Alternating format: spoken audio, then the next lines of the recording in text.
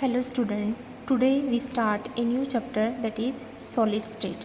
आपको अपने previous class में पढ़ा होगा कि मैटर के 3 स्टेट्स होते हैं, that is solid, liquid and gas. तो उसमें से हम सॉलिड स्टेट पढ़ने वाले हैं। तो यहाँ पे आपको दिया है, कैन यू रिकॉल, क्या आपको याद है? The first question is what are the 3 most common states of matter, and the answer is solid, liquid and gas. The next question is how does solid state differ from the other two states? इस question का answer आपको किसके reference में देना है?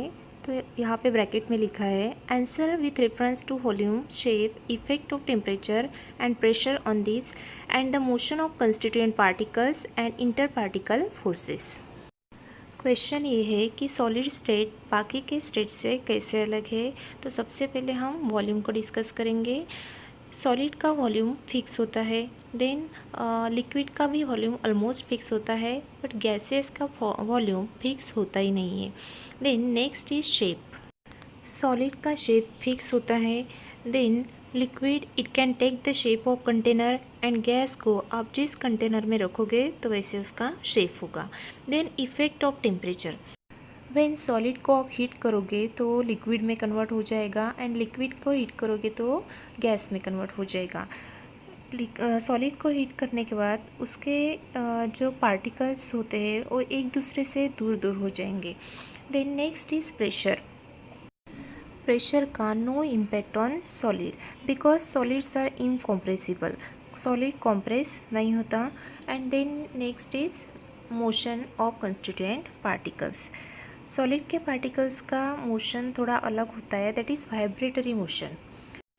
Solid में interparticle distance least होता है, तो हम ये बोल सकते हैं कि इंटरमोलिकुलर फोर्स ऑफ अट्रैक्शन उसमें ज़्यादा होगा। इंटरमोलिकुलर फोर्स मीन्स 2 मॉलिक्यूल्स के बीच का फोर्स।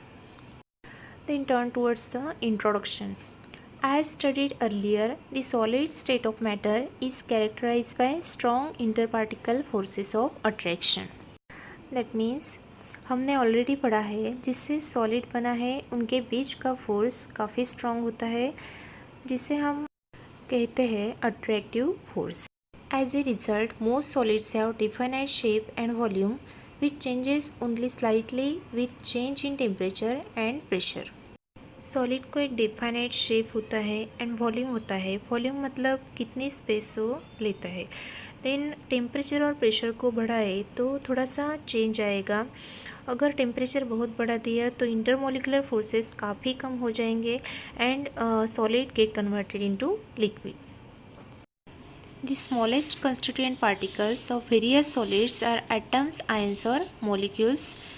सॉलिड के कंस्टिट्यूएंट पार्टिकल्स आइदर एटम्स होंगे, आयंस होंगे और मॉलिक्यूल्स होंगे। All such smallest constituent particles of solids will be referred to as particles in this chapter. That means solid जिससे बना हुआ है इन सब को हम बोलेंगे particles.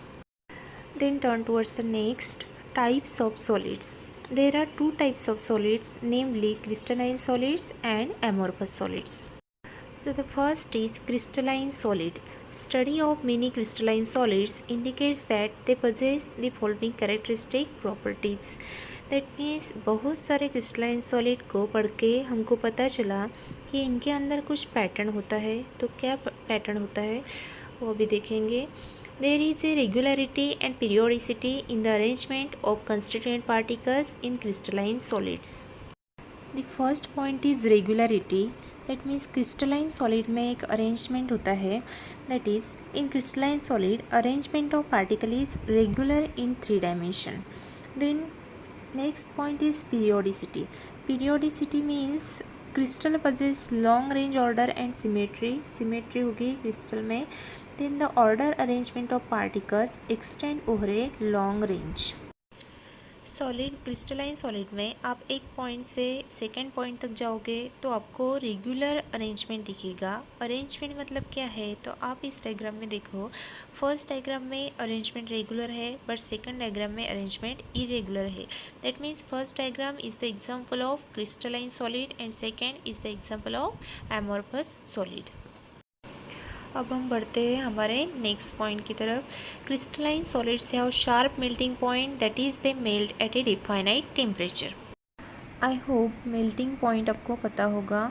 Melting point means the temperature at which solid and liquid are in equilibrium.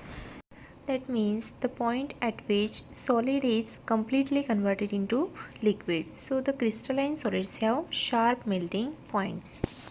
The next point, all crystalline substances except those having cubic structure are anisotropic. तो पहले हम देखेंगे what is anisotropic. यहाँ पे पार्टिकल्स का arrangement किया है. दो कलर के पार्टिकल है. First is blue colour and second particle is pink colour. Then blue colour के एंड रेड कलर के पार्टिकल जो आपको दिख रहे हैं वो एक आपको रेगुलर अरेंजमेंट में दिख रहे हैं. ब्लू रेड से फिक्स डिस्टेंस पे है तो हम इसको बोलेंगे regular arrangement of particle. Pink के नीचे ब्लू है एंड पिंक एंड ब्लू एक इक्वी डिस्टेंस पे है. ए बी की बात करें तो हमें सेम कलर के पार्टिकल्स मिल रहे हैं. ए बी डायरेक्शन में आप देखो आपको सेम पिंक कलर के पार्टिकल्स दिख रहे हैं. देन आप ई एफ डायरेक्शन की बात करो तो आपको pink colour and blue colour के पार्टिकल्स एक डायरेक्शन में दिख रहे हैं. दैट मीन्स अलग अलग डायरेक्शन में अरेंजमेंट अलग है. जैसे जैसे डायरेक्शन चेंज करते हैं तो प्रॉपर्टी भी अलग आ जाएंगी, such as electrical conductivity, thermal conductivity and refractive index. अलग अलग डायरेक्शन से आप जब इस सब प्रॉपर्टी मेजर करेंगे तो अलग अलग वैल्यू आपको मिलेगी. इसी प्रॉपर्टी को हम अनआइसोट्रोपी कहते हैं. जो भी सॉलिड ए प्रॉपर्टी दिखाते हैं तो इसे हम कहते हैं अनआइसोट्रोपिक सॉलिड. तो क्या होती है anisotropy? When properties like electrical conductivity, thermal conductivity and refractive index is measured from different direction, we get the different value.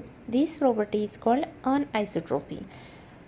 Crystalline solids show this property. जो ये प्रॉपर्टी नहीं दिखाते उनको हम बोलेंगे isotropic solid. Then the examples of crystalline solid: ice, salt such as NaCl, metals such as sodium, gold, copper and materials such as diamond, graphite, ceramics are examples of crystalline solids. Then second type of solid is amorphous solid. Amorphous solid crystalline solid के opposite होता है. That means जो property crystalline solid दिखाता है वो amorphous solid नहीं दिखाता. The particles of a liquid are in constant motion. That means liquid के जो पार्टिकल होते हैं वो कांस्टेंट मोशन करते हैं. Then the stop action photograph of a liquid describe the amorphous state. Stop action photographs.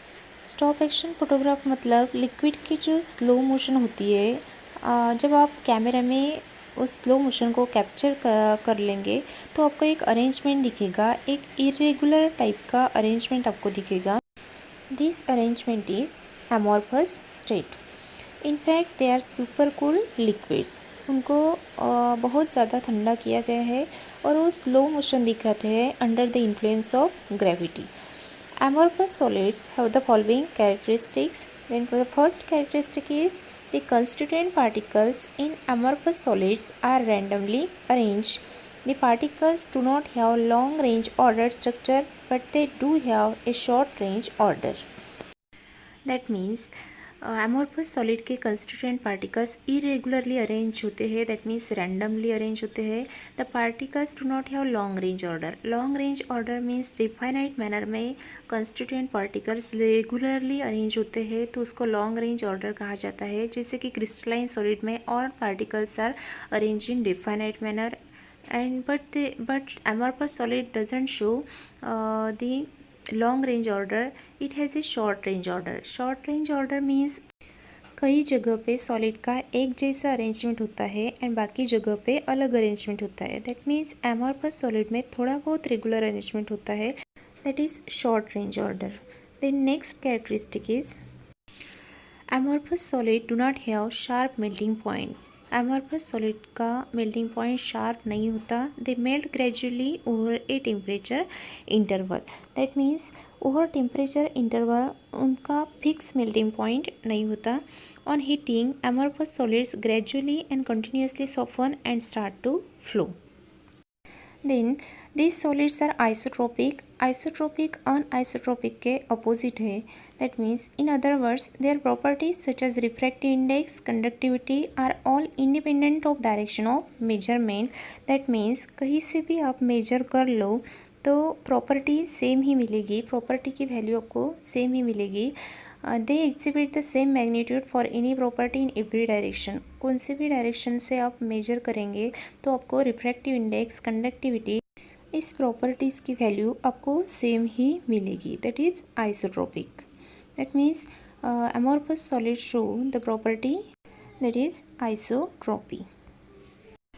So the remaining point we will discuss in next lecture.